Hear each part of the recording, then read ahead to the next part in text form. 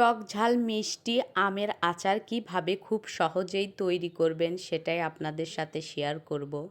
আমি এখানে কাঁচা আম খোসা ছাড়িয়ে 4 টুকরা করে নিয়েছি। আপনারা চাইলে 2 টুকরাও করে নিতে পারেন, অপশনাল।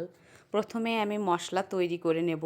5 ফোড়ন, গোটা ধনিয়া, গোটা জিরা, গোটা মৌরি, 4-5টা শুকনা লঙ্কা, সব কিছু হাফ চামচ করে আছে। আপনারা আপনাদের পরিমাণ মতো দিয়ে নেবেন। আমি ভেজে অলরেডি গুঁড়ো করে নিয়েছি, ওটা আর দেখালাম না। এখানে 1 কাপ সরিষার তেল দিয়ে এর ভেতরে রসুন আর সামান্য সরিষা পেস্ট দিয়ে 30 সেকেন্ডের মতো নাড়াচাড়া করে এর ভেতরে 1 চামচ পাঁচফোড়ন দিয়ে অল্প জালে কিছুক্ষণ ভেজে নেব। পানি ঝরানো শুকনো আম দিয়ে দেব। অবশ্যই খেয়াল রাখবেন আমে যেন পানি না থাকে। আমি আম ধুয়ে 1 ঘন্টা মতো ফ্যানের বাতাসে শুকিয়ে নিয়েছি। এরপর সামান্য হলুদ গুঁড়া ও মরিচের গুঁড়া দিয়ে দেব যেন কালারটা সুন্দর আসে। আপনারা চাইলে নাও দিতে পারেন। দিয়ে অল্প আঁচে 2-3 মিনিটের মতো আমগুলো ভেজে নিয়ে গুড় দেব। এখানে আমি 2 কাপ পরিমাণ গুড় দিয়েছি।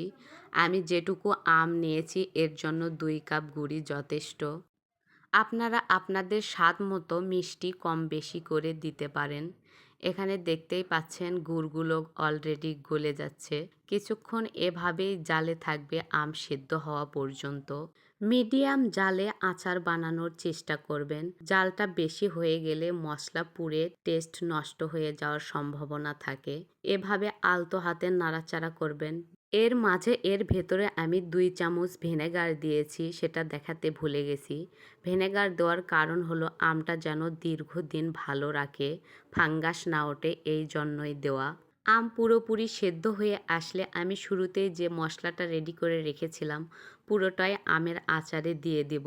দিয়ে আলতো হাতে নাড়াচাড়া করব। দেখতেই পাচ্ছেন আমি মশলা কিন্তু একেবারে মিহি করে গুঁড়ো করিনি, হালকা আধ ভাঙা করে গুঁড়ো করে দিয়েছি। এতে করে আমটা খেতে খুব বেশি মজা লাগবে।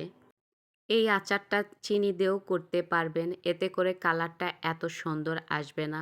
গুড় দিয়ে আচার বানালে দেখতেও যেমন সুন্দর হয়, খেতেও তেমন মজা লাগে।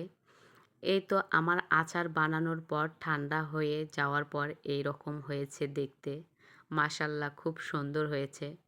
আমার বানানো আচারের ভেতর সবচেয়ে মজার আচার ছিল এটা। আপনারা এইভাবে আচার বেশি পরিমাণে বানাতে চাইলে মশলার পরিমাণটা অবশ্যই বাড়িয়ে দেবেন, আর কম বানালে কমিয়ে দেবেন। আচারটা বানাতে মোট 1 ঘন্টা 20 মিনিট সময় লেগেছে আমার।